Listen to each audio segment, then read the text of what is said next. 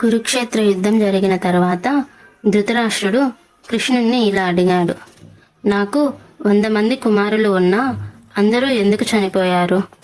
కృష్ణుడు ఇలా చెప్పాడు. 50 జన్మల క్రితం నీవు ఒక వేటగాడివి. నీవు వేటాడుతున్నప్పుడు ఒక మగపక్షి మీద బాణం వేశావు, కానీ అది ఎగిరిపోయింది. ఆ కోపంతో గూడులో ఉన్న 100 పిల్ల పక్షులని నిర్దాక్షిణ్యంగా వధించావు. ఆ తండ్రి పక్షి నిస్సహాయ వేదనతో చూడవలసి వచ్చింది. ఆ తండ్రి పక్షికి తన 100 మంది కుమారుల మరణాన్ని కలిగించి నీవు బాధ కలిగించావు. కాబట్టి నీ 100 మంది కుమారులు చనిపోవడాన్ని నీవు భరించవలసి వస్తుంది.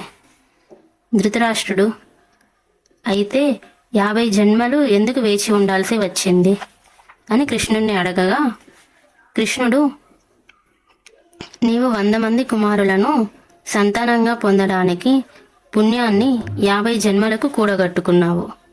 ఎందుకంటే దానికి చాలా పుణ్యం అవసరం.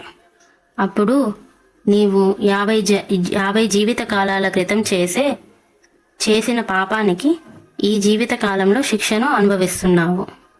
గహన కర్మనో గతిం అంటే చర్య మరియు ప్రతిచర్య పనిచేసే విధానం చాలా క్లిష్టమైనది.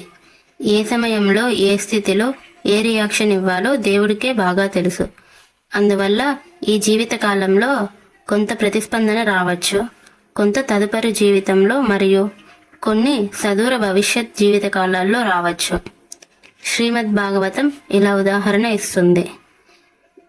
1000 దూడలు ఉన్న గోశాల ఉంటే అక్కడ తల్లి ఆవును వదిలేస్తే ఆ వేలల్లో తన దూడ ఎక్కడ ఉందో ఆమె సులభంగా కనుక్కుంటుంది. ఆమెకు ఆ సామర్థ్యం ఉంది. అదేవిధంగా మన కర్మల్ని ఈ గ్రహం మీద మిలియన్ల మందిలో ఉన్నా కనుగొంటుంది. రోడ్డుపై వెళ్తున్న వేలాది మంది ఉండొచ్చు, కానీ ఒక్కరు మాత్రమే ప్రమాదానికి గురవుతారు. ఇది యాదృచ్ఛికంగా కాదు, కర్మ ద్వారా.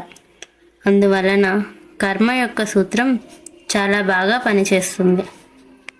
ఇది పనిచేయడంలో నెమ్మదిగా ఉండొచ్చు, కానీ ఎవరూ తప్పించుకోలేరు.